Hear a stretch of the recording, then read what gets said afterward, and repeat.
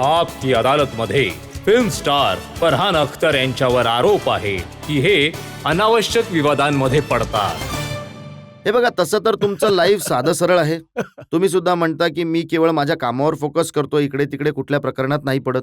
हो. परंतु 2-3 इन्सिडेंट असे झाले, जो बॉबी देओलचा सिनेमा आहे ॲनिमल, हो त्याच्याबद्दल तुम्ही कमेंट केली की हे जे कॅरेक्टर आहे ते प्रॉब्लेमॅटिक आहे. सर, ही जी टॉक्सिक मॅस्क्युलिनिटी जी असते ती एक प्रॉब्लेम आहे. आपल्या देशामध्ये एक प्रॉब्लेम आहे टॉक्सिक मॅस्क्युलिनिटी. कारण लहानपणापासून जास्त करून लोकांना जे शिकवलं जातं, विशेष करून मुलांना, त्यांना शिकवलं जातं की यार तुम्हाला म्हणजे मोठं होऊन तुम्ही असं केलं पाहिजे, असं असलं पाहिजे. ना कधीच ऐकून घेऊ नका. जे तुम्हाला हवं आहे ते मिळूनच दाखवा. काही होऊ दे, ते होऊ दे, हे होऊ दे. पुरुष रडत नसतो, पुरुष तक्रार नाही करत. पुरुषांमध्ये म्हणजे फिलिंग्सच नसतात पुरुषांमध्ये. केवळ एक रोबोट आहे तो चालत असतो, अशी एक फिलिंग असते.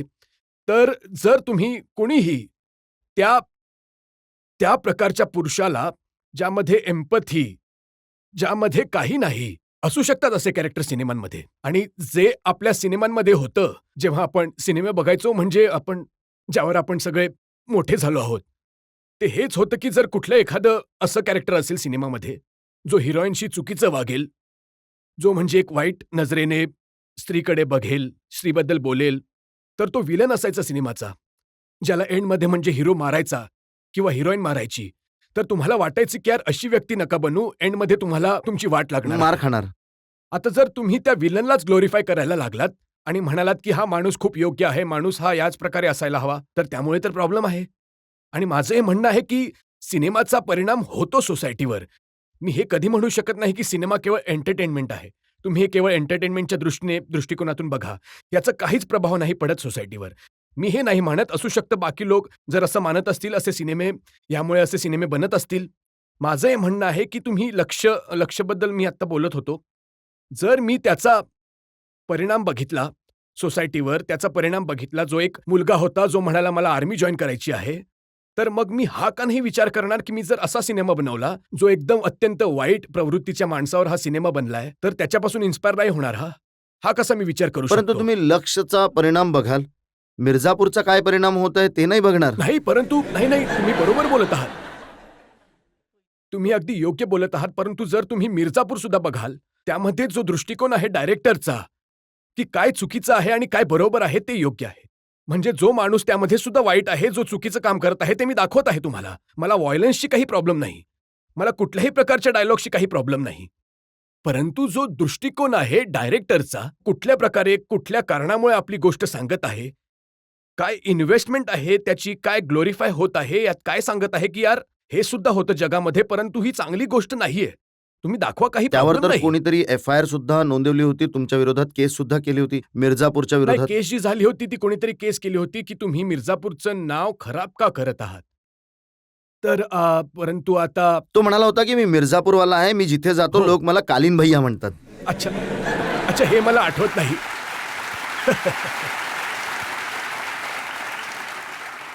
हे मला आठवत नाही, परंतु चांगली गोष्ट आहे की मिर्झापूरमधून आणखी सुद्धा वेगळे काही फोन आले होते आम्हाला की आम्हाला मिर्झापूरचं नाव मोठं केलं. आपल्या सगळ्यांना माहिती आहे मिर्झापूर कुठे आहे आणि आम्ही कुठले आहोत. पब्लिकमधून 1-2 प्रश्न आणखी घेऊ शकतो. हो. Just final round. हो, माझा प्रश्न तुम्हाला हा आहे की तुम्हाला आम्ही सगळ्यांनी कायम कूल आणि कंपोज मूडमध्ये पाहिलंय. तुम्ही इथे सुद्धा त्याच मूडमध्ये दिसताय. कुठली एखादी अशी गोष्ट आहे का किंवा असं काही आहे का जे तुम्हाला खूप जास्त ट्रिगर करतं किंवा त्या गोष्टीचा खूप राग येतो तुम्हाला? हो, सगळ्यात जास्त जे आहे ते आहे violence against woman, discrimination against woman. मला खूप राग येतो. तुम्हाला तेव्हा राग नाही आला का जेव्हा नसरुद्दीन शाह सारखे ऍक्टर म्हणाले की I don't care about Farhan Akhtar, I don't watch his films?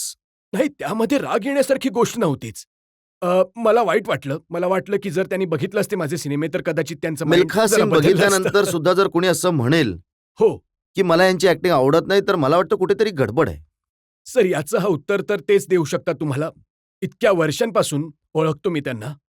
आम्ही सोबत काम सुद्धा केलंय जिंदगी ना मिलेगी दोबारामध्ये. आणि ते तर मला म्हणजे लहानपणापासून ओळखतात. मी तर थोडं म्हणजे जेव्हा समजायला लागलं की कोण कोण आहे तेव्हा मला कळलं की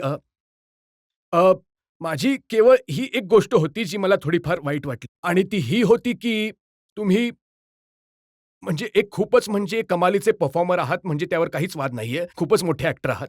आणि जर तुम्हाला वाटत असेल की या व्यक्तीचं काम अं, चांगलं व्हावं, याचं काम इम्प्रूव्ह व्हावं, तर त्याची एक पद्धत असते, की मी मी असं केलं असतं.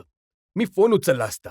ज्याला फोन लावला असता, ज्याच्याशी कोणाशी मला बोलायचं आहे आणि म्हणालो असतो मी, की "बाबा तू माझ्या घरी ये. मला तुमच्याशी काहीतरी बोलायचं आहे. मी तुमचा हा सिनेमा बघितला आणि हे असं मला वाटलं. जर तुम्ही पॅशनेट असाल, की तुम्हाला ॲक्टिंग करायची आहे, तर तुम्ही या गोष्टीवर थोडा फोकस करा." की एक पद्धत असते. एक प्रेसमध्ये जाऊन बोलणं, की मला असं वाटलं, तर I found that distasteful.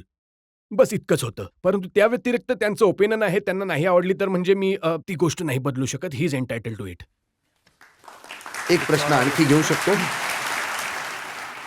Sir, तुम्हाला आयुष्यात कुठल्या गोष्टीची भीती वाटलीये? मला केवळ म्हणजे या गोष्टी सोडून की ज्या म्हणजे जे जवळचे लोक आहेत, फॅमिली आहेत, जवळचे मित्र आहेत, त्यांचं आरोग्य, त्यांची तब्येत चांगली राहावी, त्यांना काही होऊ नये, त्यांची सेफ्टी कायम राहावी, जे आरोग्य आहे ते चांगलं राहावं, ते कायम एक माइंडमध्ये असतं. परंतु त्याच्या व्यतिरिक्त जी एक गोष्ट आहे ज्याला मी द्वेष यासाठी करतो, की मी घाबरतो त्याला आणि ते आहे कॉकरोच. त्याच्याशी मला काहीतरी प्रॉब्लेम आहे लाईफमध्ये. कॉकरोचची भीती हो, वाटते. हो, खूप. मला आजपर्यंत समजलं नाही की ते आहेत का? मी नाही खरंच असेल, सर्कल ऑफ लाईफमध्ये आहे त्यांचं जे नेचरमध्ये जो रोल असतो काहीतरी असेल, परंतु ते मला समजलं नाहीये की ते का आहेत? आणि ज्या प्रकारे जर ते कधी निघाले बाहेर आणि तुमच्याकडे पाहिलं आणि ते असं करायला सुरू करतील आणि असं वाटतंय की ते पारखत आहेत की म्हणजे मी किती घाबरवू शकतो या व्यक्तीला. तर आहे त्याच्यामध्ये काहीतरी आहे. मला जसं कॉकरोच मी बघतो तर मला वाटतं की यार मला अंघोळ करावी लागेल आता, अशी एक फिलिंग येते. तर ती एक अशी गोष्ट आहे जिला मी फार घाबरतो. सर, मला एक प्रश्न विचारायचा आहे की तुम्ही आतापर्यंत खूप म्युझिक कॉन्सर्ट्स केलेत, तर तुमच्या एखाद्या फॅनने तुम्हाला क्रेझी क्वेश्चन विचारलाय? कुठल्यातरी फॅनने येस सर.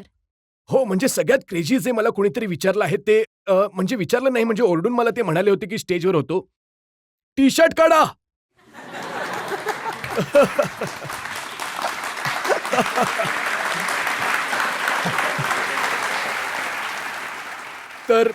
तर मी त्यांना म्हणालो की बाबा मी ते माझ्या फनचं प्रदर्शन करायला आलो आहे, माझ्या तनाचं नाही.